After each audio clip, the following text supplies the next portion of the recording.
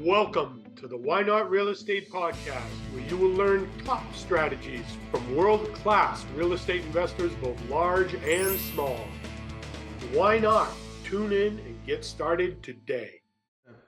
There's a lot of different factors that play into this. It's not as easy as, well, some people may not think it's easy, but it's not straightforward as looking at like one, two, or three things. But I would say, fear mongering is generally not a good thing, especially for investors. And change and uncertainty does bring opportunities to investors. It just matters, what your plan is to do it and how to stay safe during it. There's always a way to figure out something that works, is kind of like my philosophy on it.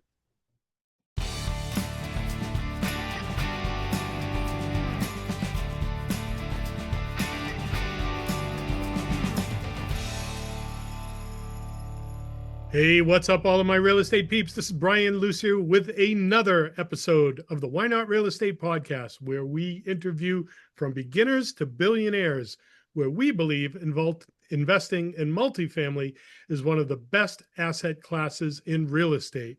Although we have been proven there are some other strategies out there that sometimes may be of interest, and we'll always introduce those and entertain those as well. So today's guest, my goodness, I'm so thrilled to have, I almost said his name. Spoiler alert, we're going to wait for it. Our guest, I've seen present data at so many different RIAs, Real Estate Investor Associations, always intrigued by his level of knowledge and insight into the market. And I was thrilled when I approached him and he said that he would be on the show. I know that we're going to cover a lot of stuff. It is August 7th. So we're going to be talking about the market as it stands today, but I will direct you to his site, which is always updated fresh. And I was just looking at it in the green room here, and what a wealth of information and knowledge. I really, really think you all are going to get a kick out of our guest today. And with no other wasted time, let's jump in. Today's guest is a full-time engineer by trade and a hands-on real estate investor and agent by passion. With nearly 5 years of experience in both real estate investing and agency work, he has carved out a niche at the intersection of renovation, data analytics, and long-term wealth building. Very fascinating. His real estate journey began with a bold move for beginners in purchasing a 4-unit property in Worcester. Purchased with a 203K renovation loan. We'll dig into that later.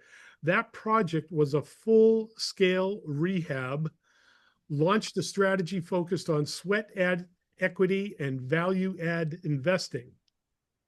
Not an easy lift for a first-time property. Since then, our guest has acquired 4 more properties and taken each one through gut renovations to maximize his cash flow. He's now self-managing a growing portfolio of 10 rental units. What sets our guest apart is his analytical approach. Frustrated by the fragmented and outdated real estate data available to investors, he built his own custom software platform, Engineer Real Estate, to collect, reformat, and visualize market trends for smarter investment decisions. It's a clean, visual way of combining his engineering mindset with his investing mission. And we all get to benefit from that. Thank you so much. Our guest has been featured on multiple podcasts, such as the KC Creating Wealth podcast. Shout out to Kyle Curtin. Invest to Financial Independence. I believe that's what the FI stands for.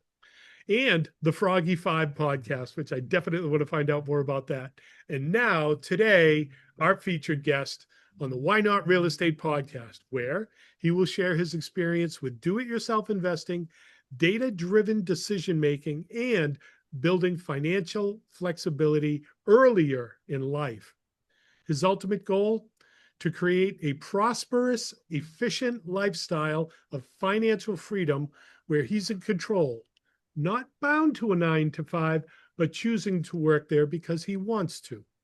When he's not analyzing deals or managing renovations, our guest can be found turning a wrench on his 1988 Volvo 240 or building out another part of his real estate empire by hand.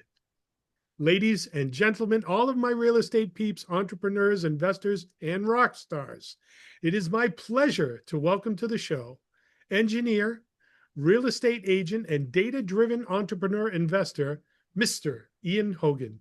Ian, welcome to the show. Thanks, Brian. Greatly appreciate it and all the kind words. I've been looking forward to this for a while now. Oh, yeah. You and me both. I mean, people can't see it off screen, but I pulled up some of the markets that I'm into on your website, and I'm looking at the data and I'm distracted because it's so like, wow, this is cool. And, I look at it and I can see it. And, this is my third market cycle. So I can look at this and say, okay, based on what I've seen two other times, here's kind of what I see coming. But let's let people be able to dig into that. And I'll give you the website now. It's engineerrealestate.com. And you're going to see it down below here in the titles. And we'll probably keep that up through a good portion of the show. So you can definitely be looking at that while we're interviewing Mr. Hogan here. So Ian, if it's okay with you, let's get started. Of course, of course. Okay, so you peeled back the curtain a little bit about what you used to do before real estate. You're an engineer, but could you just fill in the blanks here? What was the full story? What did you used to do before becoming a real estate investor? Well, I still do it now. I basically have a background in electrical and computer engineering. Started working with the Air Force as an engineer, which when I started doing that, I didn't actually know what that would entail. As an engineer, you usually think like hands-on, working on things, solving problems.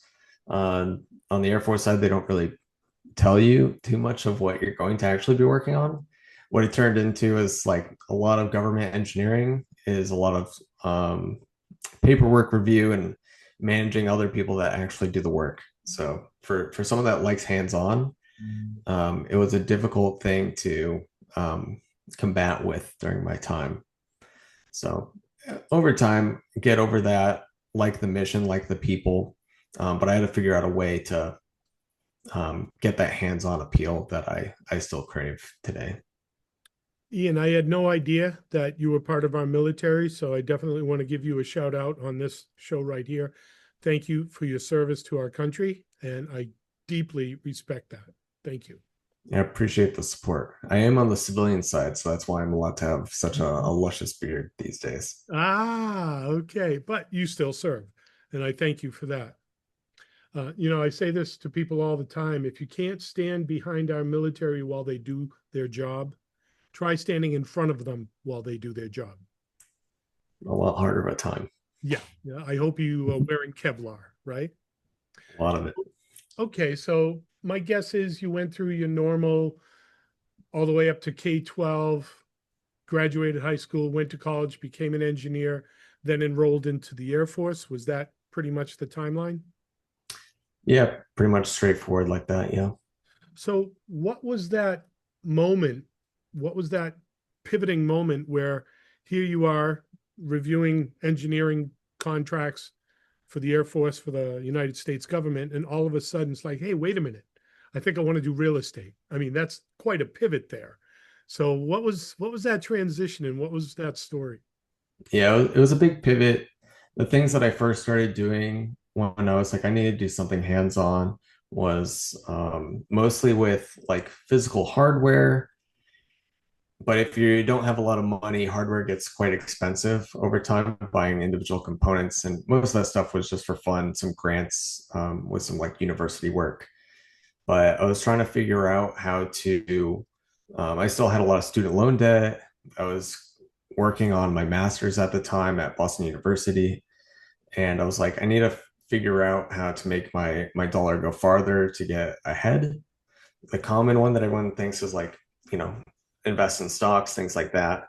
But leverage only goes so far on that, considering it gets really risky to do leverage with stocks. And, it can take all your time with day trading and pluses and minuses of all that.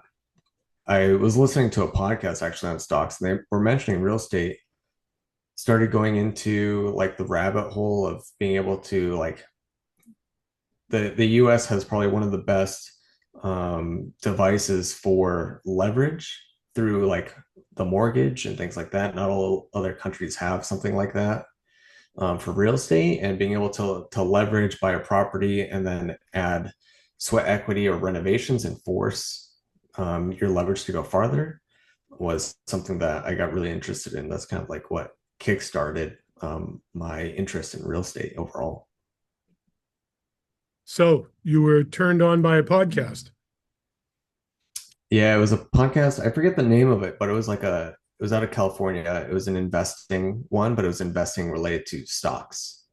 And I didn't have that much money to put into stocks, and I wanted to kind of figure out how to do it faster as well. So you also mentioned leverage. I mean, in my 25 years of doing this, I've never been able to walk into a bank and say, "Hey, loan me some money so I can invest in stocks." They won't do that. But real Yeah. estate, they'll do that all day long at a pretty good ratio. The property I just bought was 20/80. I could have done 30/70 and been a little bit more comfortable, but I've got a heavy lift.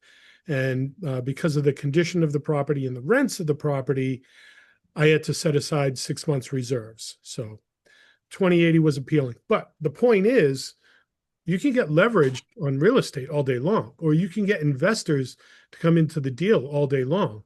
If I went to my uncle and said, "Hey, let me borrow 100,000 so I can put it in Bitcoin," he's going to be, not so fast, right? But if I could show him a real property, show him rent rolls, taxes, knock on wood, the whole thing. Yeah, I mean, it's worked for me for the past 25 years. So you're listening to the stock podcast. They mention real estate. I mean, this is a rabbit hole for sure. If I'm like focused on stock, focused on stock, focused on stock, and then somebody says real estate, it's got to be something really cool they said to get you to shift your focus there. What was that sparkling, glittery moment there? What was the shiny object that you heard? It was mostly like me. It was probably less of a glittery thing and moving away from something that was causing me a little bit of anxiety. I was going down the rabbit hole of getting too analytical with day trading and learning and reading about candlestick charts. Yep. And I started dreaming about candlestick charts, and that gave me anxiety. So the thing that they mentioned in the podcast that triggered it was the conversation about like the leverage of buying a property for like most of my properties like put 5% down and the rest is a mortgage. Like that's an insane leverage ability, and then you add any value to it and it's a multiplier. That was pretty much what triggered it, along with that anxiety of seeing it in my dreams, like candlestick charts. I don't Yeah. want to do that again. So think about a candlestick chart, which some people don't realize. It's a candle that's burning on both ends. Yeah. Yeah. So, And you've got it doesn't always make sense. your stress on top. If it's going up, it's like, well, maybe it could be good. And then you got your stress on the bottom. It's like, oh crap, it could be really bad. And trends and all that. So yeah, I get it. There was a short portion of my life where I was studying candlesticks and all that.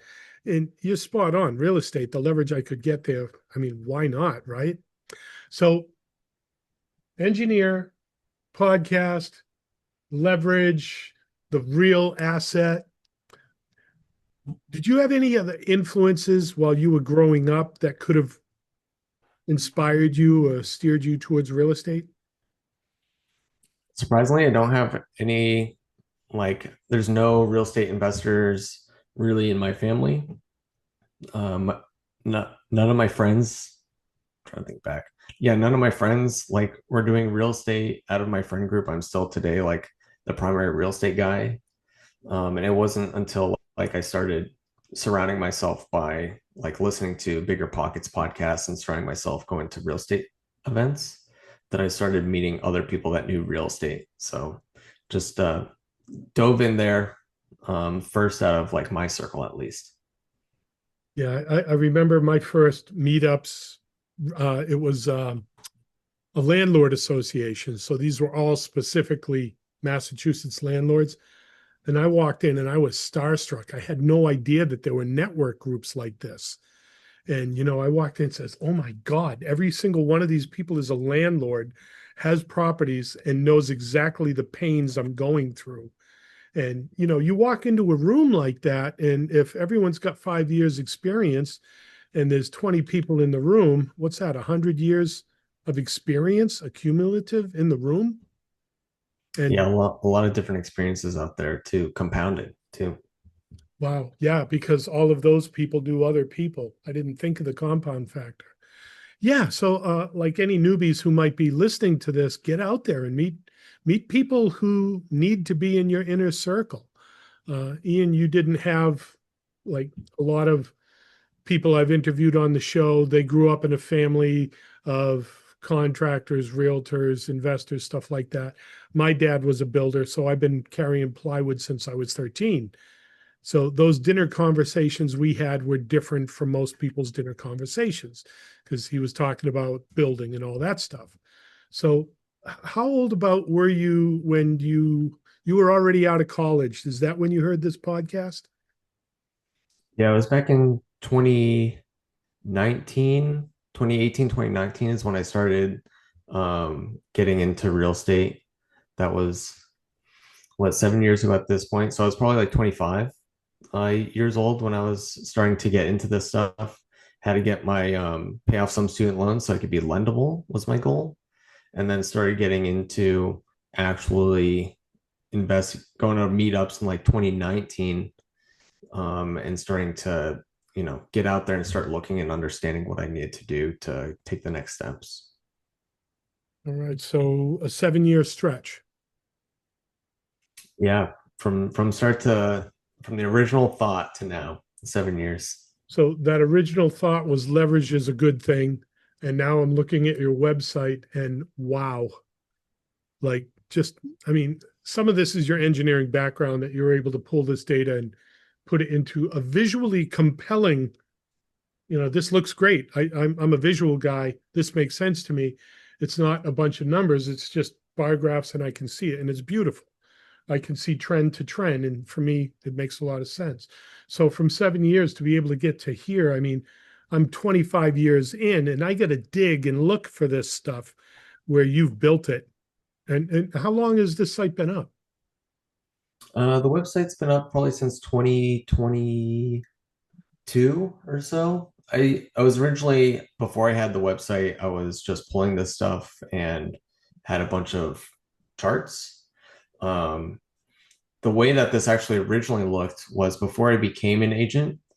The person that started a lot of the meetups that I now co-host one of them with Andrew, was John Bombaji, and basically he was just taking a screenshot of what the MLS for Massachusetts would show, which is just a very ugly table of like market data. And I was like, there's got to be a better way. This is hard to see trends. You're just seeing numbers. It's kind of boring. And I was originally figuring out how to take that and do something with it. And that was kind of like the start of what I was doing. And then once I became an agent, I was able to see all the data, and I basically just web scraped all of their data to reformat it because I didn't like the way they were doing it. Well, I like the way you're doing it. This looks great.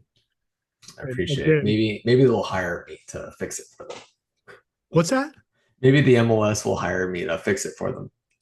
No, you've built something here that I'm just going to label your intellectual property. So anyone on this show, I'm driving them to this site, and hopefully that'll add value to you, maybe increase your network, get you some exposure, because just what you see here and what you've got going on in the short 7 years, you're a valuable partner to have on a deal. So, but on your side of it, make sure you vet your partner.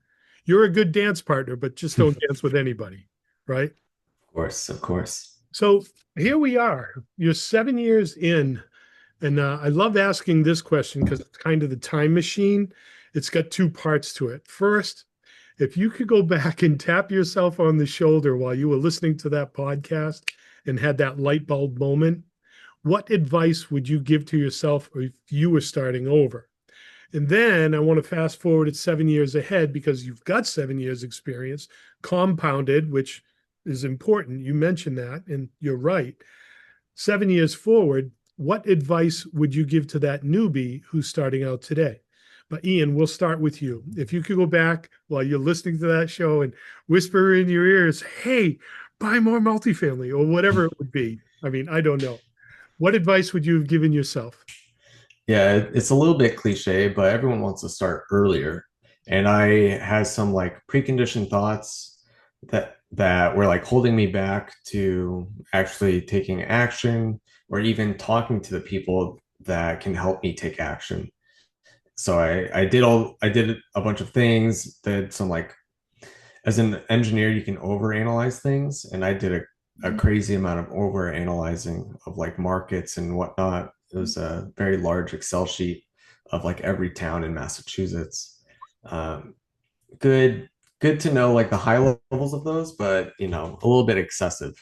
So it'd be like start talking to people that are actually doing what you want to do that faster, and it can usually help you along and stop holding yourself back. So the data overload, and don't beat yourself up as an engineer because even art students have analysis paralysis, right? Anybody Yeah. in business who hasn't bought a deal yet has analysis paralysis.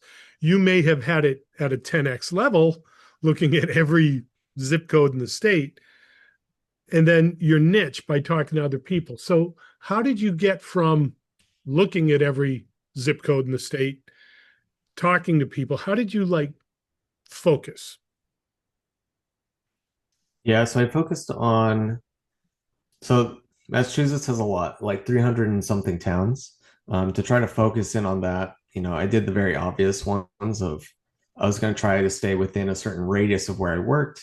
And then at the time, my girlfriend at the time, I also wanted to stay in a certain radius of where she worked because ideally, what I was going to do was I was going to start off with a house hack, and it's going to be an awful time if like if I'm too far away from work, my normal life status is going to dwindle. So it had to be within those constraints.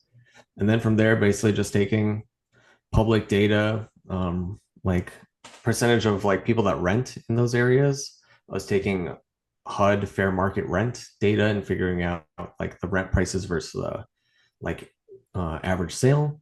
Figuring out those were probably some of the more important analytics that I was doing.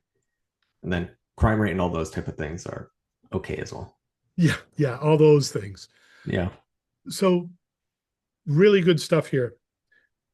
First, geographically, it needed to be in an area where you could have a life, a lifestyle. And Yeah. If I'm spending most of my day traveling to and from work, then I'm not going to be able to do a lot of other things like fixing up the properties or living for the most part. so you wanted to do a house hack near work, Needed to, yeah.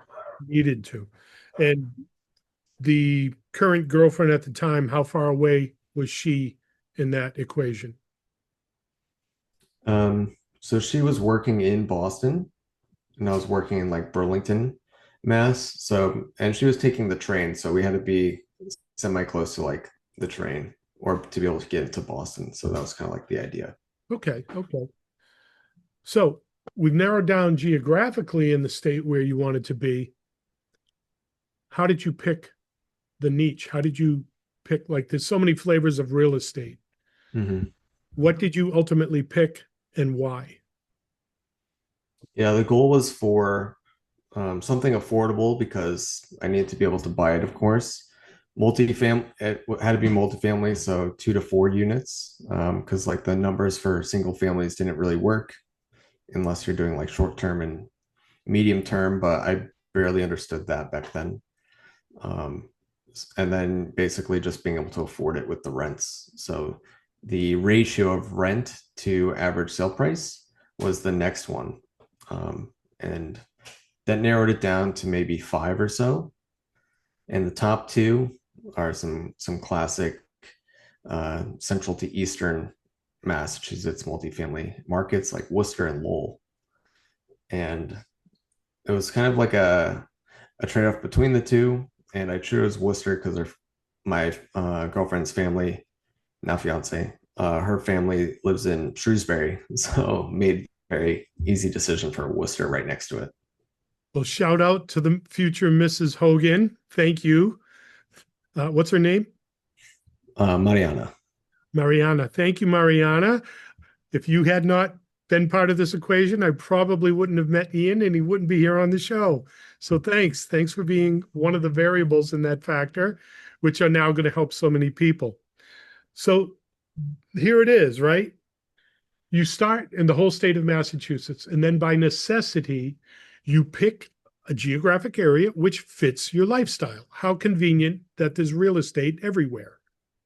Then you picked a niche of real estate which benefits you in housing, affordability, you have a place to live. It's an asset which will appreciate. At the same time, you can depreciate and save on your taxes as a W-2 employee. And it's the pride of ownership. And it's a diving board. What do you call those things? Like a catapult to the next one and the next one and the next one. So here you are, your first property. And this was 2019. Is that when you purchased? 2020, I actually went under contract right when the COVID lockdown happened in March. Okay, what was that like? What were the emotional factors going through your mind right there? I mean, at the time, I wasn't too scared of COVID. I was kind of like of the mindset of like, oh, it's just a bad cold. It was obviously a lot worse than that for a lot of folks. Um, but the difficult thing was that first property was that 203K renovation loan.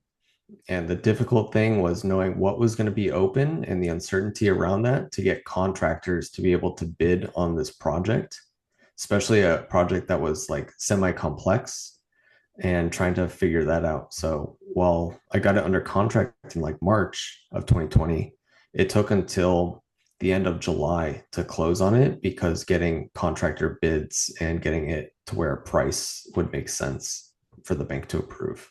Wow. Closing a property at that point in time was a Hail Mary because no one could talk to each other. Luckily, real estate in Massachusetts was like one of the only things that kept open.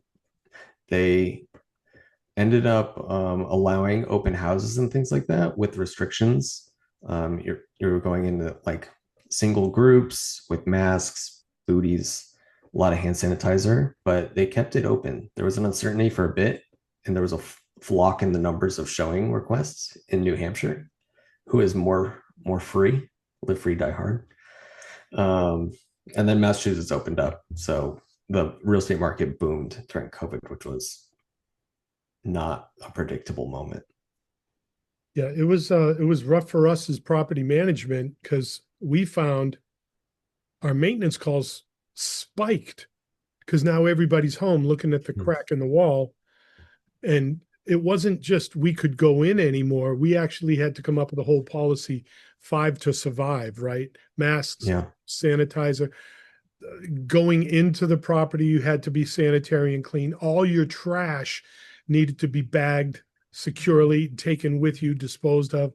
It wasn't just changing a light bulb anymore. We had to sanitize from getting out of the van all the way to the light bulb and all the way back.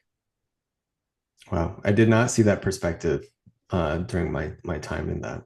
That's Yeah, wild. it was rough for us. I mean, if you're living in your own building and they're vacant units, great. But if you got to go into grandma's house and she's nervous as heck, who are you? I mean, where were you 5 minutes ago? Are you bringing a virus in my house? So, wow, you right at the beginning of COVID, huh? Yeah. I'm Beaucoup de impeccable timing. courage, young man. Beaucoup de courage. Very brave. So, back in my start, we closed our first property ever September 1st, 2011. Good recovery time. Well, 10 days later, the towers came down. Oh, 2001. Oh, 2001, 2001. Yeah, 25 years. Yeah, the towers and .com. Yeah, that was, I mean, I'm getting goosebumps. Just, I hadn't thought of this until this moment for a while. But, a world event like that, like COVID, what does that do to real estate? That's one of those unknown factors that affects the whole market. And at that point in time, I mean, I had just closed 2 weeks ago, and then all of this happened. We didn't know what was going to happen. We thought the world was coming to an end. And then, a couple of weeks, there was some volatility. And then, you know, most of the operating systems went back to normal, but we were at a heightened level of awareness. Like even today, if you take out a mortgage or insurance, they ask you to check that box. Do you want terrorism insurance? Right. Yep. So that's a real thing now. That's changed things. And I don't know if COVID has changed things as far as operations and how it impacts real estate. I think my attorney adds in a couple extra lines into the purchase and sale agreement. So there's all of that. So for you, it was focusing on your niche, narrowing it down. It was a lifestyle choice. And then the type of property, multifamily, because that was a necessity choice. You needed a place to live, needed to be affordable, and needed to just work on so many levels. What other advice would you have given yourself starting out? Yeah, I mean, overall, I've always had the perspective of go big or go home, which I definitely did with that one. Um, but a lot of people at the meetups, especially if they're brand new, are very timid in asking questions. They don't want to seem dumb. They generally think that everyone is like, well ahead of them. But in general, it's very interesting. For the most part, everyone is if you're an investor and you're all in the same kind of area, you're all competing with each other. But out of the communities for real estate, at least the ones that I've seen, like some of the nicest people, everyone's trying to help each other, even though we're all competing with each other. So just getting out there and networking is probably one of the other like great pieces of advice for those new folks. And no matter what experience level you're at, other people want to help you. They want to pass on their knowledge, and even in return, you might have some knowledge that they don't have, even if they've been in the game for like 20, 30 years. So don't undermine your own experiences. You're spot on because, real estate peeps, it's like I found a treasure map and, I'm dying to tell someone about it. I mean, if you get me rolling, you've probably noticed this at a meetup. Once I start talking about real estate, it's like yada, yada, yada. What time are they kicking us out of here? So, and you mentioned something else that's really important. Like, yeah, we're competitive folk because we want to get the deal, but we're also generous folk because we know we got where we were by people sharing with us. I've got a little rabbit hole here. I'm just coming back from Dallas from the Limitless Expo, and I must have met a half dozen billionaires, sweetest, kindest, generous people in the world. Maybe because they're billionaires and they're not worried about paying their rent, right? But very open and willing to share experience, market experience, all of that. So here's a little FYI tip to the newbies who might be seeing this. So Ian, you're in the Worcester market. I'm in northern Worcester County. You're in Worcester County. So if a newbie's on here, say it's Massachusetts, the laws will still be the same, the conditions will be the same.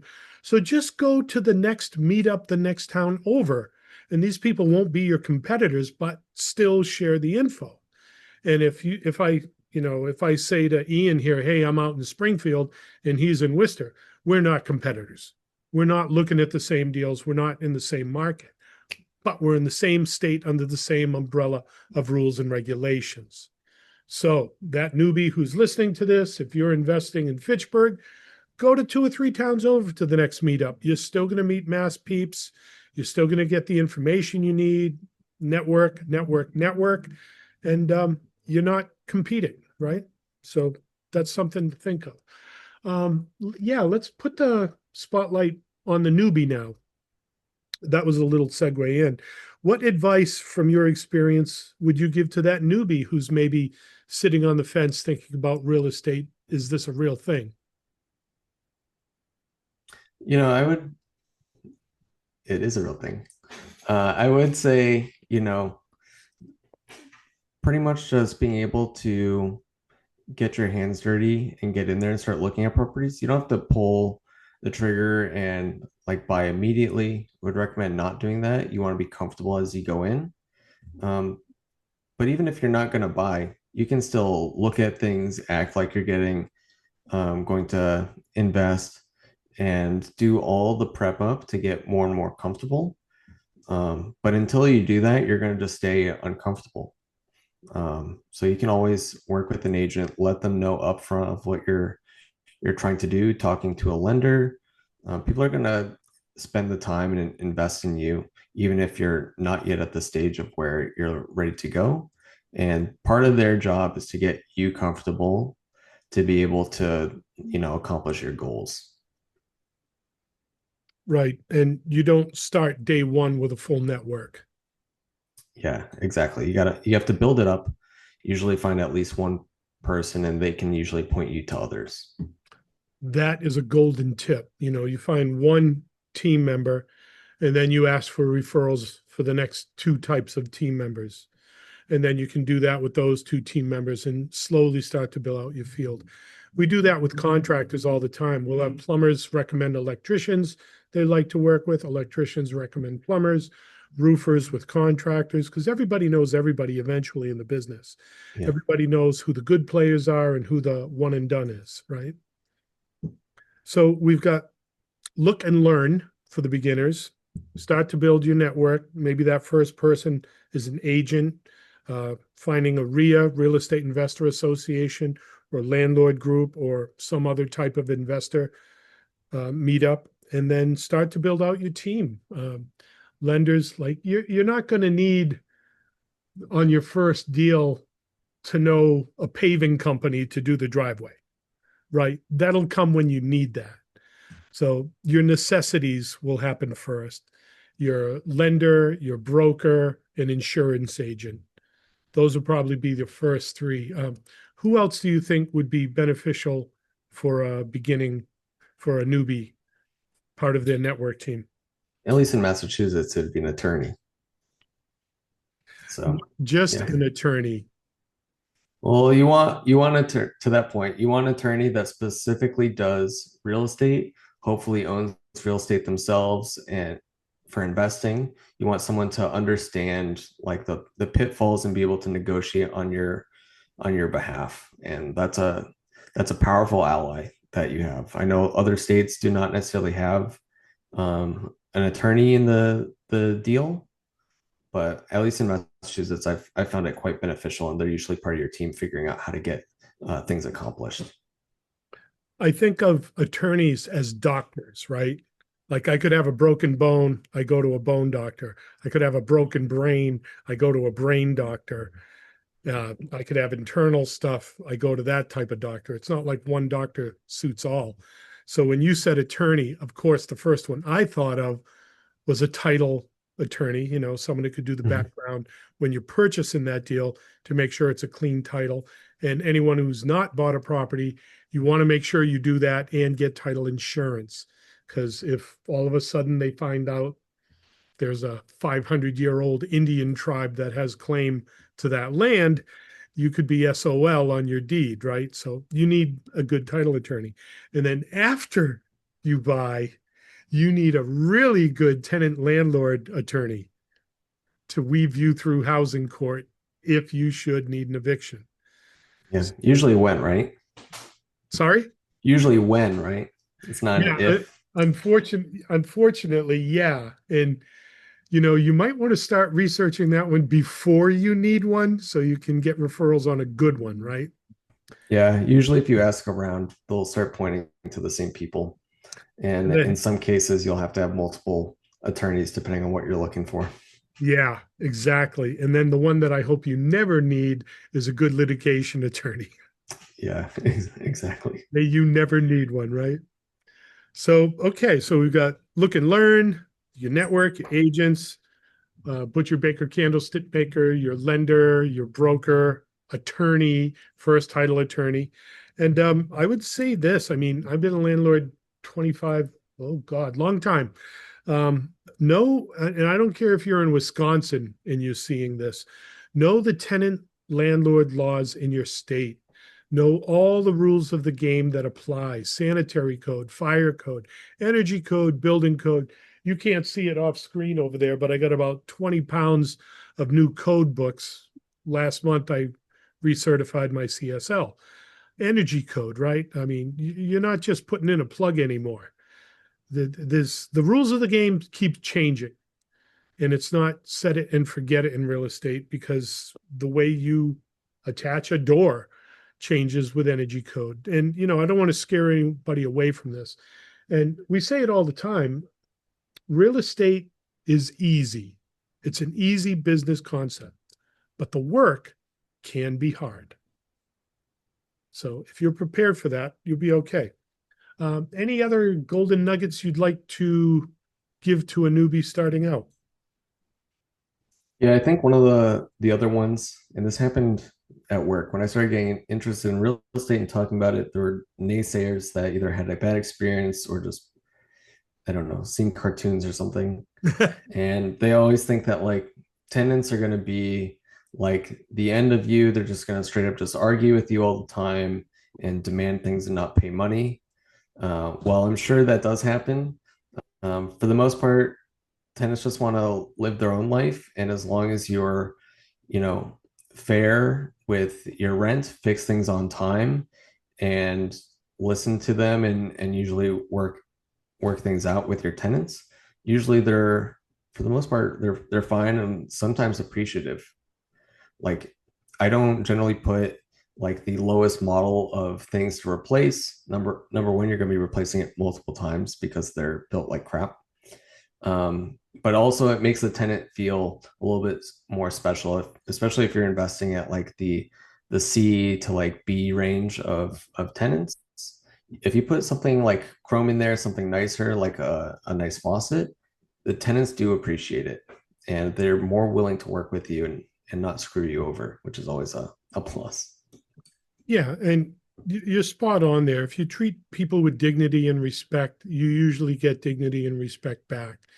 And, me being a property manager, we see the gamut of tenants all the way to that 2% that drive you crazy. And I think this is across the board in every industry. You have a percentage of your clients that drive you up the wall. And that could be landlords, it could be tenants, it could be lenders, it could be contractors. Fill in the blank, right? Your dentist, your doctor. So every industry, like that dentist, has that 2% of people who don't pay the bills and complain about this and complain about that. That's life. Suck it up, buttercup. You've got that 98% of whatever it is that you do that make it worth doing and give you a purpose. And yeah, talk to so many investors, and we call it the 2%ers, right? The 2% of the people that drive you crazy. And I wish them well, but if they're going to opt out of the services we can provide, then I'm going to respect their opinion and give them a new address. It's not going to be, hey, you're a bad person. It's just we're not in alignment on the lease and the rules and the regulations that everybody else has to follow. It's Exactly. okay. It's okay. That was pretty good. We're going to skip ahead here to the deal dive of your portfolio. What's the best deal you've ever done? What type of property was it? How did you find it? And how did you finance it? Yeah, I go back and forth on this one. But I more and more think it's the first property that I bought. Was that fourplex. It was a mixed use, um, three residential, one commercial unit, that I did a 203K on it. And it was probably one of the best deal that I've done, not only because it cash flows decently well now that things have been upgraded, but it was also, I was able to learn everything or what in general what you need as an investor upfront all at once. And while it was quite stressful during that, um, it was a great lesson to like catapult my investing career so far. So at this point, I'm very not afraid of many projects because of this property. So it's interesting when you mentioned earlier it was a 4 unit. One of them was a commercial unit. So now you get a little taste of that as well. So, that's some commercial flavor and then the residential flavor. So you kind of see both sides of the industry there. Because I know a lot of investors who say, "Oh, I'll never do residential, only do commercial." And the other side is true. They never do commercial, only do residential. So you got a nice little slice of the pie there. So it was a fourplex, and I'm assuming this was brought to you by a broker, an agent. Yeah, this was on the MLS. This was at the end of like a day of showings. Um, and this property was actually already under contract, but we went with we were able to see it. The listing agent was also the seller, and he had low confidence in the current people that had it under contract, thought they were like burning time during the due diligence and we're going to back out. So we went to view it, and this property was large. It had the first floor had one small residential unit. It was kind of like a studio, but imagine you took a hair salon, like a little rectangular hair salon, and just made it a studio, and that's exactly what it was. And then on the other side was this commercial space that was kind of falling apart in one area, used by the owner for like an electronics business. You cannot see the floor. There was barely any lighting. Um, Okay. water damage and wires out and everything. And then there were two units above, which needed to be a little bit renovated. One unit was pretty good. And then there was also a garage. So big property, complex thing. If you're an owner occupied trying to go for an FHA, this thing would fail immediately. So it turns off so many buyers from it. And And that's ultimately why I did the 203K. so we'll get into a 203K in just a second here. So I'm taking I'm following the rabbit here. This was already under contract with someone else and you came in and got the deal? Yeah, it fell apart like the seller thought it would. And we threw in an offer.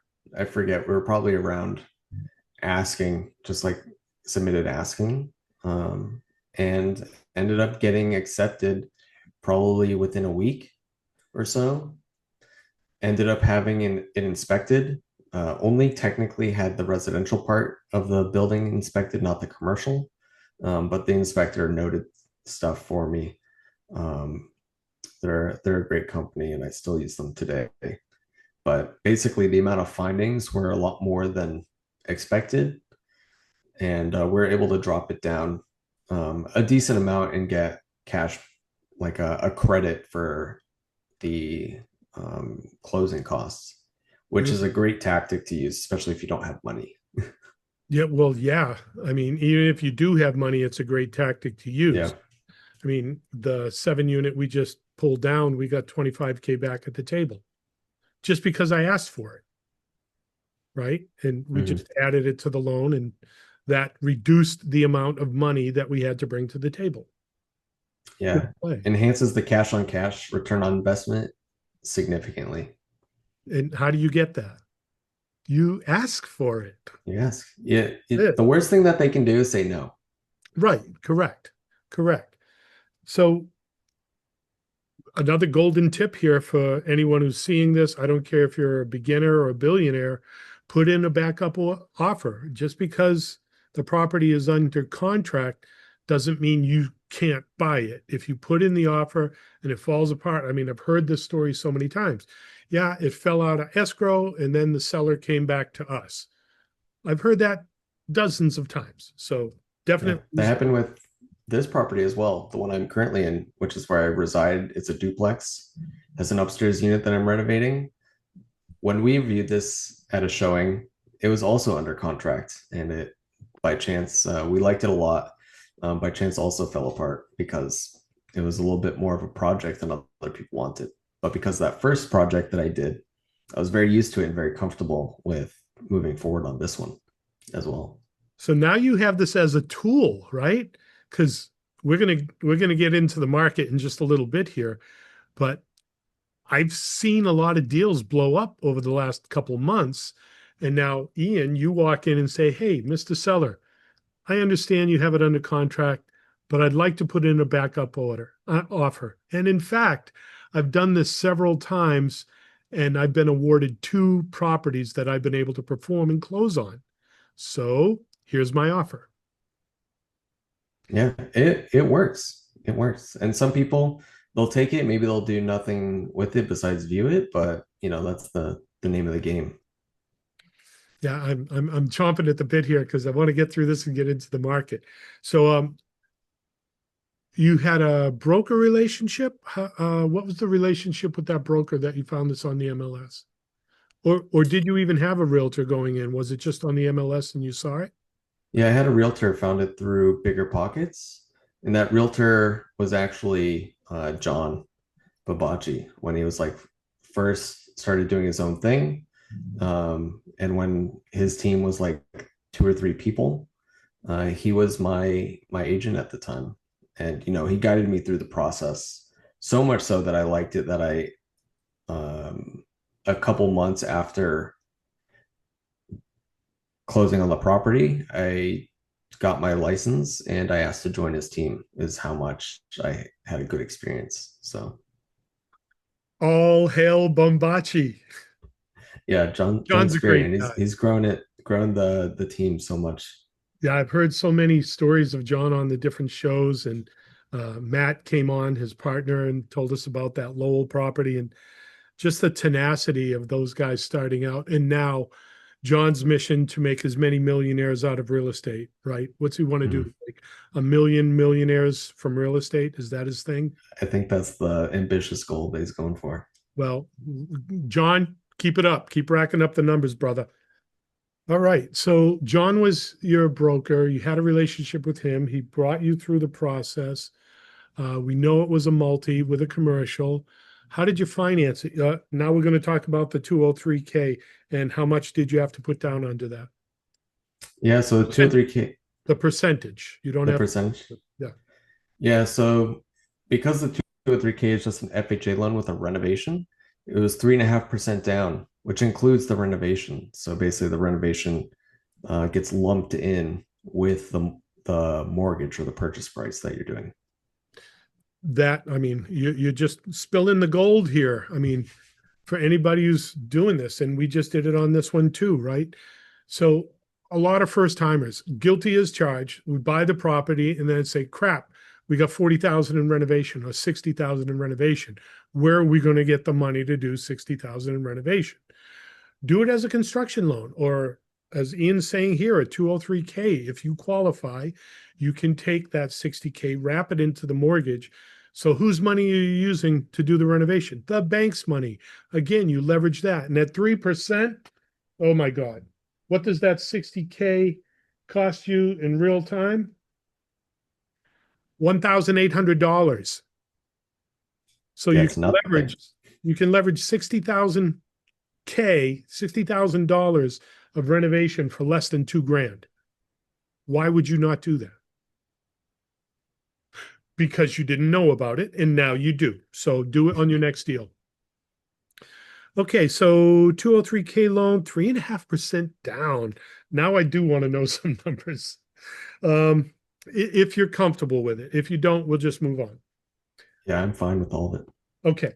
What was the purchase price?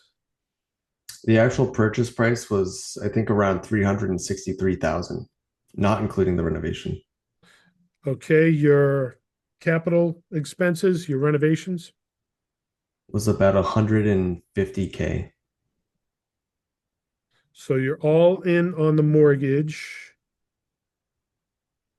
Well, the whole property was just over 500,000, 513. 3% down. Drum roll, please. It was under $16,000. Yeah. So it was pretty crazy. to do that. Wow. You get 100% control of the property, all your renovation of 150,000 wrapped up with leverage with a bank for under 16K. And I'm gonna really push it here. How much cash back did you get? So that doesn't include the closing costs, which were probably right around 10K. And I had that 10K paid off by the seller. So So that 16K was like it. so did you only have to come to the table with about $7,000? I technically pulled a loan against my 401k and paid with that. So I left a lot in pocket. Right? I don't got a mic, but here it is. Mic drop. Damn. Smooth. That was Yeah. good. That was a good one. Well, I can see why that would have been your favorite property. So what so if you leveraged 0% of your own money, what's your rate of return? Well, if you do that, it's infinite. That's right. Infinite. I like infinite returns. And you still own the property? I still do. I'm actually looking to upgrade to like a 5 units and up. So I'm looking at 1031 exchanging this property, getting the equity out of it. Nice. We won't go down the 1031 rabbit hole because I want to get into the market. There is, I think in the last 6 to 8 months, I learned of another vehicle similar to a 1031 exchange. It's a Delaware statutory trust. Hmm. So think of it as a syndication, right? So if you're going to 1031, someone has a Delaware statutory trust, and it's one of our episodes. You can check it out. It was Benjamin, can't think of his last name, Carmona, Benjamin Carmona. So you can check him out, right? But basically, if I have two or three of these Delaware trusts, one's in industrial, one's in oil, one's in multifamily, one's in whatever, right? So you're going to 1031 exchange. It's allowed to, you could diversify like 25%, 25%, 25% into these different markets under Delaware statutory trust. And then each one of them you can move in and out of, right? So if you've got some more longer term, and it works just like a 1031 exchange, but you can diversify your portfolio instead of just doing one property. And the best part is they already exist. So now you're just buying shares into an existing like syndication. So you don't have to go through the nightmare headache of locating the second property. Yeah, that is a great point because the biggest concern and why I haven't even listed the property yet is because I want to find the other property before I get on that clock because that clock is the scariest part. Okay, so hopefully I was able to offer some value to you today. Check out Benjamin Carmona. Um, his business, everything's there, and tell him I sent you, right? He deals with all kinds of people and he manages their portfolios and funds, and he's got like a variety of these type of things. All right, I want to get through because I really got to get into the market here. That's why I'm so excited about this particular one. Um, so what's been the biggest hurdle for you as a real estate investor, and how did you solve it? A lot of it is mostly just the management and being able to manage my time with these things. I've had mixed success with contractors, and because I like doing things with my hands, I kind of get stuck in. I'm exchanging kind of like my time for doing these projects when I could be doing other things. That's a debate I have kind of often. But I also have to accept that I like doing some of these things. So, and I'm not in this just for the money and the time exchange. If I don't like it, I'm gonna have a bad time. So it's the debate of making that constant choice of managing my time versus hiring a contractor to get things done and do that. Yeah, that's an ongoing thing, right? And as your business and your portfolio scales, the hardest part I had to learn in doing all this was letting go, right? Um, if I'm spending at least 50% of my time doing my biggest, best thing, then I'm doing it right. Like I shouldn't really be out trimming shrubs, but this new property, I mean, I've got some bushes up there 50 feet tall. That it's a gorgeous property, but this is your show and it ain't about me. Um, let's see. We've got a pivot here, why in the road. So I'm going to selfishly indulge in your expertise in the market here. And again, we're going to do a little spotlight on your website here. Again, it's engineerrealestate.com. And if you go there, it's a nice site. Go back to the homepage here. You've got multifamily data, a calculator, which will definitely help anyone who's trying to put together their first deal. Contact and FAQs, of course, that's always uh, critical and vital. But I want to dive right into the multifamily data. So, our viewers, you can't see this, and that's okay. If it was the podcast, you'd be listening, you can't see it anyways. So, again, the website is engineerrealestate.com, lowercase, all one word, no spaces, no dashes. So, right at the top here, you've got county data market for Massachusetts. And this is the stuff I drool over that you've been able to pull it into a nice dashboard here. So, for the people who can't see this, or for the viewers, what gets me are the top four right here. You've got Massachusetts, all Massachusetts, multifamily sold, multifamily listing inventory, market supply, and sold price versus list price. And I can tell you, looking at this just at a glance, I've been in a couple cycles. I can kind of get an idea where the market's going. And for me, I see this as the roller coaster for the last 5 years was going up, going up, going up, going up. And now, just based on the listing inventory, I'm seeing, this plateau coming here.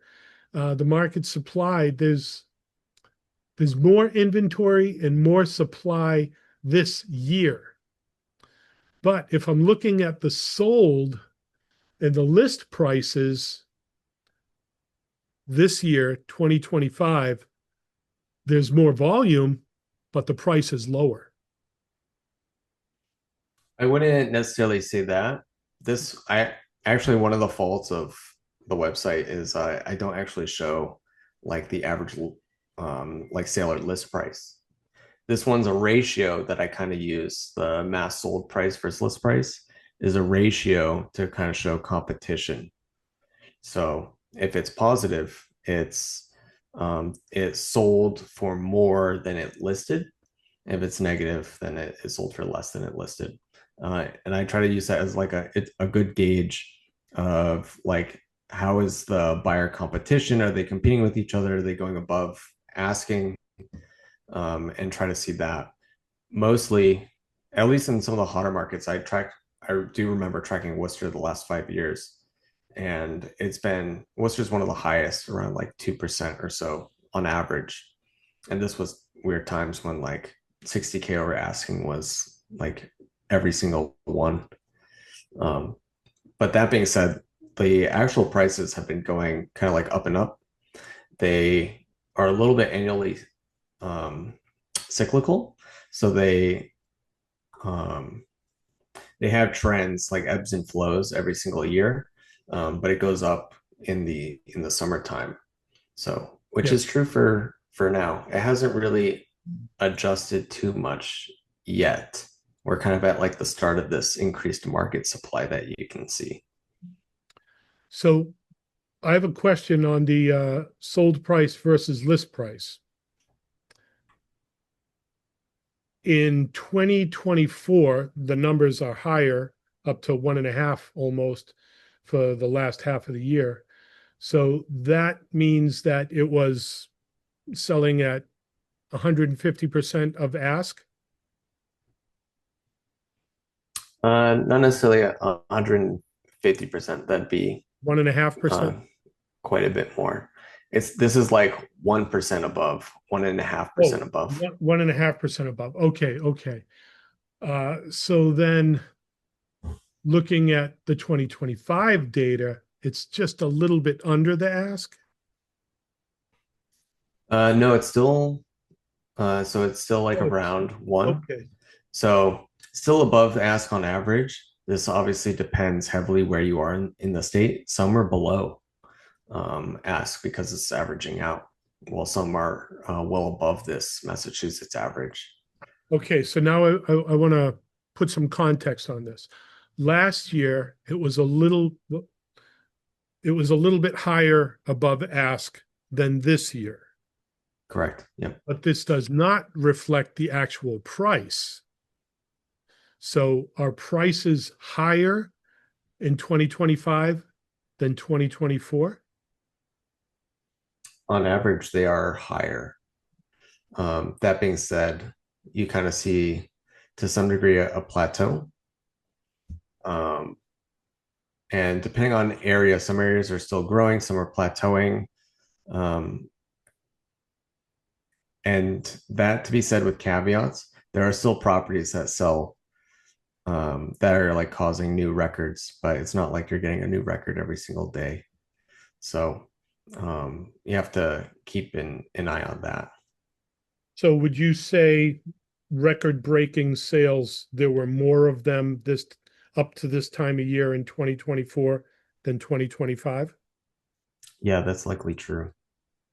And Okay. and that'd be true for like every year prior. It got really hot 2020 to 2021 or so was probably some of the hottest in certain markets. So, I mean, I don't want to be Chicken Little running down the street saying the sky is falling. However, when we hit a plateau, and I think I was at the meeting where you introduced this data, and I was like raising my hand, asking a ton of questions because I was so excited about it. And there was a gentleman behind me who was flipping houses. And I think his comment was last 4 or 5 years, he was able to do his deal, ask a significant amount above. And now he's finding that he's right at equilibrium flipping a house. And I believe his comment, I don't know his name and I'm not calling him out, that he felt that it would stay there for a while. I know roller coasters don't go up, up, up, and then stay there for a while. As soon as that indicator is there, and if what I'm seeing here and asking you, if we are plateauing right now, I don't think it's long before it falls. And when it does fall, from previous cycles I've seen, it falls fast. So I'm kind of excited because as an investor, as an buyer, this is what I've been waiting for the past 6, 7 years. So to see it in your data, and anybody on the show, go to his site and see it. This is the data. I mean, I'm wagging my tail right now. I'm very happy. So we just talked about sold price versus list price. And again, the caveat was prices are higher in this year, 2025, than they were in 2024, which is probably why we're starting to, hit that ceiling. We've seen here, I'm out in northern Worcester County, Leominster Fitchburg area, that there's been a little bit of pullback on prices. And my opinion is, once, like, we've had a half dozen of our clients sell properties, right? Mm. Here's my opinion of what I've seen happen. So Charlie puts his property on the market. And then Joe, his next door neighbor who wants to sell, says, wow, Charlie put his on the market. Well, I think I want to sell now too, but I don't want to put it on the market at the same price as Charlie. I'm going to go a little bit under Charlie so mine gets sold first. And then you got John next to these two guys saying, wow, my two neighbors just put theirs on the on MLS, and this guy's here and that guy's here. Well, I want to sell mine now too. So if I want to sell, I better go a little bit lower than them. And this is the vicious cycle I see that happens once you get over the plateau. That the market floods with people who say, I want to sell now. And my dad, I love him. I hope he's resting peacefully. He did the same thing with an 8 unit he owned when the market was, everyone was selling. He jumped on the bandwagon and said, well, if everybody's selling, I better sell now too. And when everybody does that, it forces the price down because demand goes up. Now, let's go to market supply and listing inventory. And again, I'm going to ask you the same thing. I'm looking at red and blue bars in listing inventory, and it looks like there's more listings for inventory in 2025, and it looks like there's more market supply in 2025. Now, are there variables that skew this? Are there differences between 24 and 25, which makes me read this wrong, right? I'm okay to be wrong because I'm going to ask the question and try to learn. So looking at inventory, is this like black and white that there's just more inventory this year than last year? Yeah, this one's pretty black and white, but the caveat that I give, kind of like with all of these charts, is you can be lulled into certain opinions of it by just seeing a 2 year overview. I tried to note for like those looking at like a 20 plus year overview, it is quite a bit different. So while you're seeing like this listing inventory is pretty black and white, it is more than the previous year. This is a first that I've seen for a long time over the last 6 years, because we've been kind of going lower and lower with inventory. And the market supply, this is kind of, you can see it kind of like very much matches the listing inventory, is because the buyers and the amount of sales is pretty regular, pretty stagnant. I have the luxury of having up charts with like 25 years on one of my screens. And if you were to take a look at it, the sales, they do fluctuate every year, but for the most part, they stay pretty level with each other, while the listing is what fluctuates heavily. 2008 spiked heavily. The sales dipped a bit. And then over time, the listings went down and down. And depending on what market you're in, the listings and the sales eclipse each other out, meaning that pretty much everything that hits the market is going to sell for some price or whatever. And that's kind of like the supply and demand. The big question for this one is, this is more listing inventory than the previous year. But even with this increase, this is nothing like crazy or insane looking over the last 15, 20 years. So the big thing on this, which is difficult to predict, is a lagging indicator is the sales. And will the sales keep up or correct with this market supply and this listing inventory, or will it continue to stockpile? Which, more supply means that the demand may be less, and the pricing goes down overall. Well, time will tell. And now this is out there, the site. I'll make sure at this point in the podcast that I've got the website down there as well. So coming back from Dallas, Ken McElroy, Tal Yarber, Robert Kiyosaki, they're all selling the same Kool-Aid for inventory. And why? And you've got the charts, you see the data. Do you see a correlation between when interest rates used to go up and inventory dropping? When the rates went up, did inventory pull back? This is a little bit anecdotal, because I don't necessarily track the rates in any of my charts, but there was a time, I think it was 2023, where the rates were spiking a little bit, and they had a big increase, and that was going into January. And you could see in the data that there was a big like drop in inventory, and the pricing was very strange. That was like the first realization that we're not going to hit new records every single month in terms of pricing. But that being said, it quickly corrected itself, and it kept on going up, maybe not as sharply, but people get used to the market. their fear goes away or subsides, and all was normal in Massachusetts multifamily. Yeah, I think it was Kathy Fettke, Fettke. Her and her husband are out in California. From the stage, she said, in the country right now, in single family homes and properties, there's $26 trillion of equity bottled up that people have not brought their homes to the market. So, what does that mean? If all these single family homes aren't being brought to the market, then multifamily is going to spike as an asset class. So, I was excited for that. Not happy that people can't find a home. I think I'm of the opinion that first time home buyers should be able to buy a home, but they're getting priced out either by price or by inventory.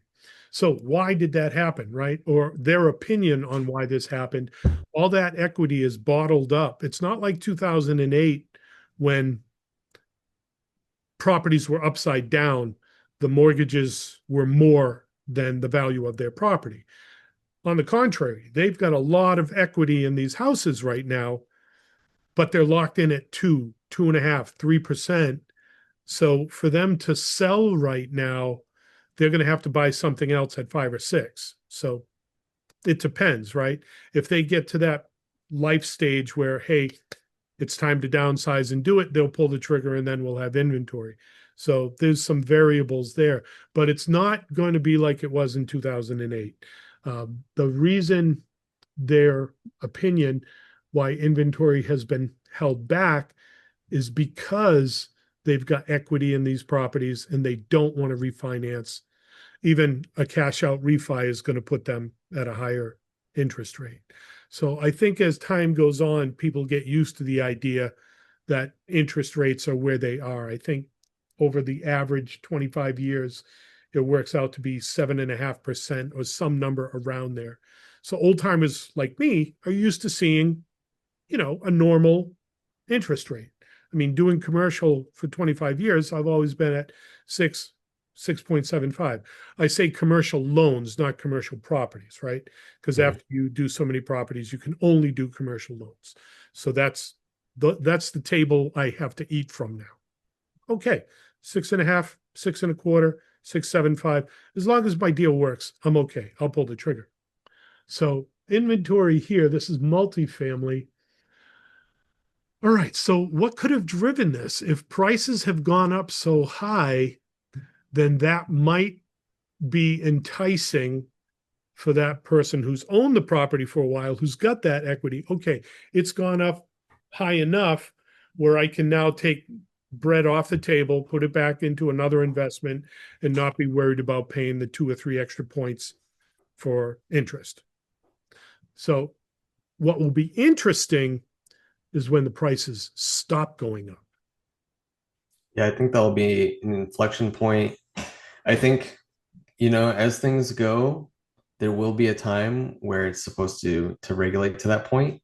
But there's all these outside factors that play with it, play with people's psychology of selling and buying, as well as like their fear of like the future with like the current political landscape and interest rates and whatnot. It's kind of like holding certain things back. I would generally say, kind of like my prediction, is nothing major is going to happen as long as none of that like changes too abruptly. But the trigger to the real estate market for this will likely be one of those things as opposed to anything else, is my guess. Hmm. And hopefully we don't have some world event like COVID or 911 that triggers fear and then everybody sells or something like that. Yeah, those are way worse. But if we go into those, there's other things to worry about than the real estate investing at those times. I think in the book Psychology of Money, he talks about those world events, and whether it's stocks or real estate or whatever, there's no way of predicting that. And there's no way of preparing for it. I mean, all you can really do is try to diversify what you're doing enough that if something here is damaged, that something else you're investing in goes good. And shout out, gold is always a good hedge to the dollar, but we're not going to go down that road. So I'm looking at your data here, and I'll just give you some more plugs here. So you've got the default set to Massachusetts, but you've also got Massachusetts by county. So Worcester County, yeah, I'll be digging into this one later.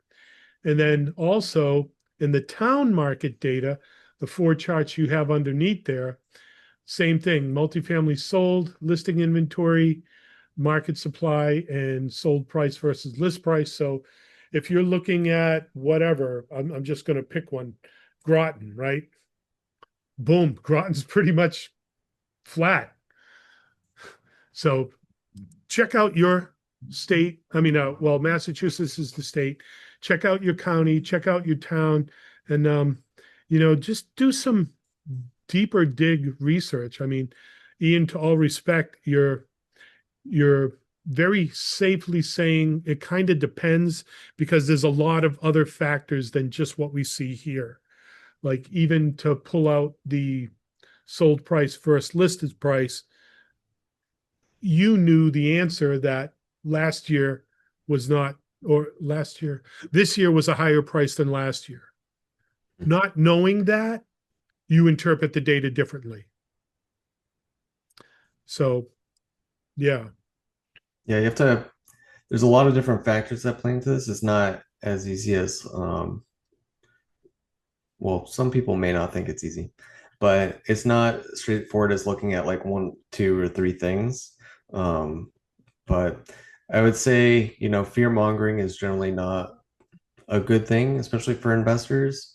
And change and uncertainty does bring opportunities to investors. It just matters, what your plan is to do it and how to stay safe during it.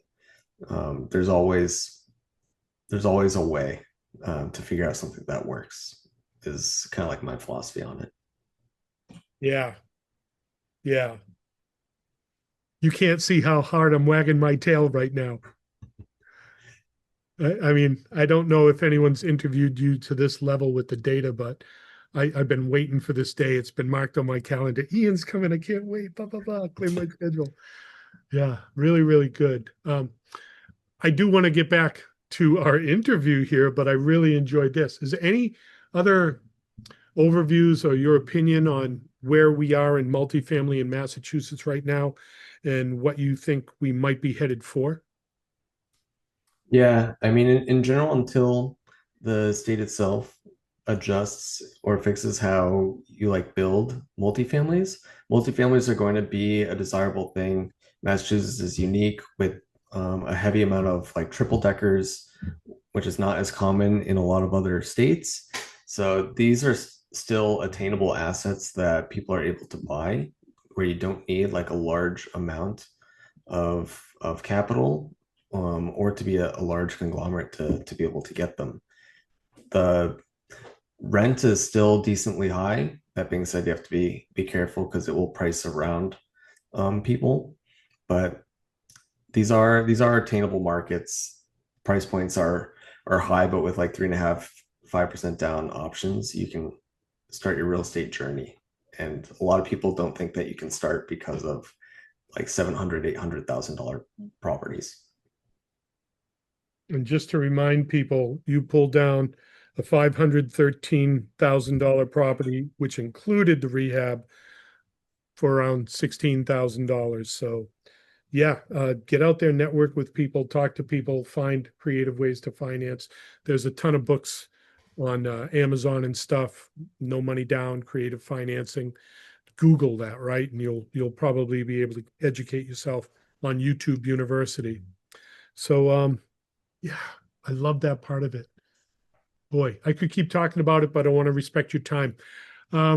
So we mentioned a few books. You're an engineer. I'm sure you studied a lot. But as far as real estate, was there a book that influenced you as an investor? Yeah, when I first started, I don't actually before real estate stuff, I didn't like reading a lot, and I for the most part didn't. But once I started getting to real estate, I started reading every book. but I'd say the um, classic one was the Robert Kiyosaki book. Um, Rich Dad, Poor and Dad? what was that? Rich Dad, Poor Dad? Yeah, Rich Dad Poor Dad was the classic one, and well, this is like the starter book for many. I don't think it has to be. I think you just need a book that triggers the interest in the thought that Rich Dad Poor Dad triggers. That being said, I've also read most of the other bigger pockets books that exist. A lot of them have unique tidbits of information, but I think for like the new starter, um, the strategy to house hacking is a solid one by Craig Curlop, because that's like one of the best starting points that you can do in a lot of cases. Yeah, I actually met Jay Scott down in Texas. Oh, Yeah, nice at the event. it's fun. Yeah, we hooked up, just just brief conversation a few times. I thanked him for all his insights, and I told him my maintenance guys live and breathe by his rehab book. So thank you very much for that. So house hacking, that was one of the ones. Actually, oh God, I can't think of the guy's name. It was Fetke again, Kathy, and he signed my book and everything. He's a bigger pockets book, but it was scaling. It's white cover with green type, and I can't remember the second part of it. I've been reading that. He and his wife both signed it and gave it to me. So, but it's scaling a business to run without you. And he references a couple other books in there. So, is there another book that's had an impact on you as an investor? And it doesn't have to be real estate; it could be anything. Yeah, I'd say another good one is the 80/20 principle. Pareto, I the believe so. yeah, the Pareto principle. I don't know if there's a book on that, but I know the principle. There is an 80/20. I forget who wrote the book. Richard Koch, Coach. Um, kind of dry if you're not into the concept, but basically the concept in summary is that like out of all your business, 20% of it is going to be like the like where most of your money or most of your time comes from. And if you're trying to grow your business, the 80% is noise. You can drop it and just focus on growing that 20%. And just being able to do that is like the best way to scale and to keep in mind of what is important. I'll throw a partner book on that. Dan Sullivan and Dr. Benjamin Hardy. What is it? 10x is easier than 2x. I'm listening to that on audiobook right now. So it's the same type of principle. He challenges you in that book to look at your whole business. What's that 20% that produces 80% of your good profit? And then focus on doing 80% more of that and less of the 80% that gives you 20% of your profit. And just being able to focus on that. And, nobody wants to lose a client, but if that client is a ball and chain that's just holding back your business, not to insult anybody, but sometimes it's just not the best match for your growth. So can you, like Houghton and Mifflin sold the mills, right? In Good to Great. That was like unheard of for them to do that, but they focused on the tissue paper production and not all the other stuff. And they crushed it by doing tissue paper. I'm going to stretch here. Any other book that you would recommend that had an impact on you?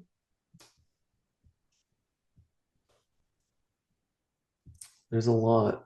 The some I strive for, but I'm not actually good at striving for it, whether I like to stay busy or not. It's the 4 hour work week is a common one as well. Tim Ferriss. Yeah, great principles, whether you can do it or not. The funny thing about that book is that was written before COVID. And then after COVID, it was like so commonplace for people to be working out of the office. But, managing your time that well, I mean, there's a lot of good tips in there.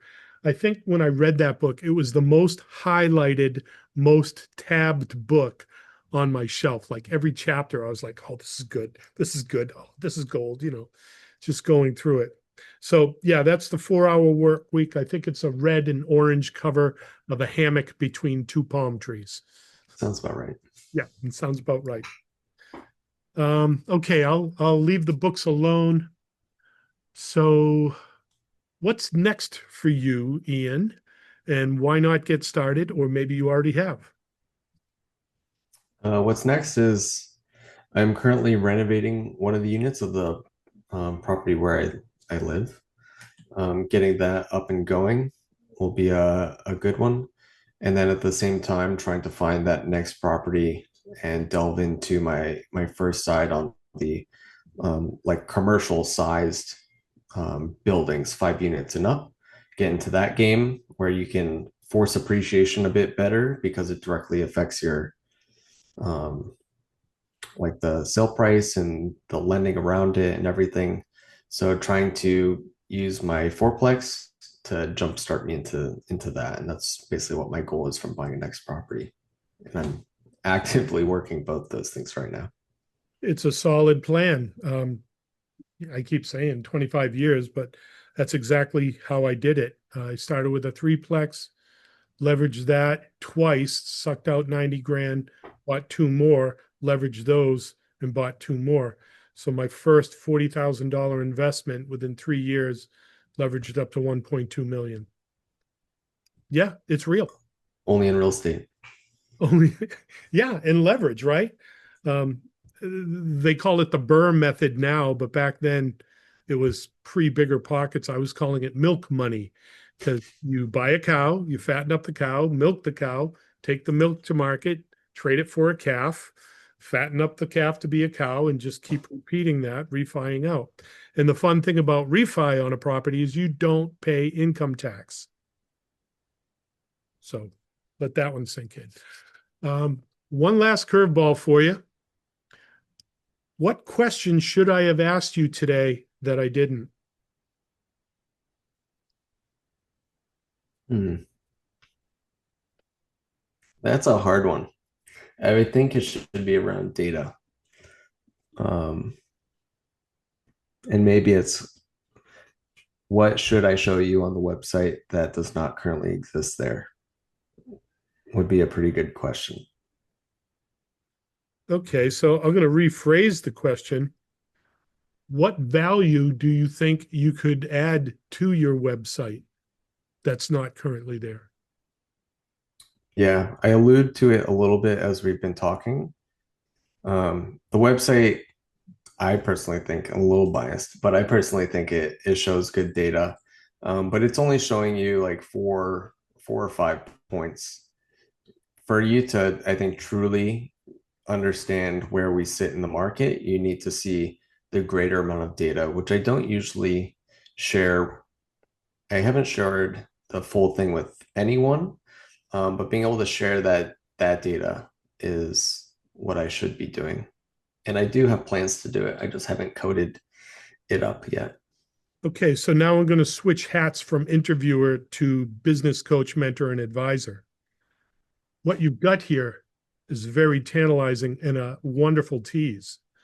I could see like a big yellow orange banner or something say, want more of this? Subscribe and do that data as a subscription service and have it as a ancillary business that, your 4-hour work week model, right? Set up something where people are putting in their credit card and you're getting X amount of dollars a month. And all you have to do is manage their access to that data.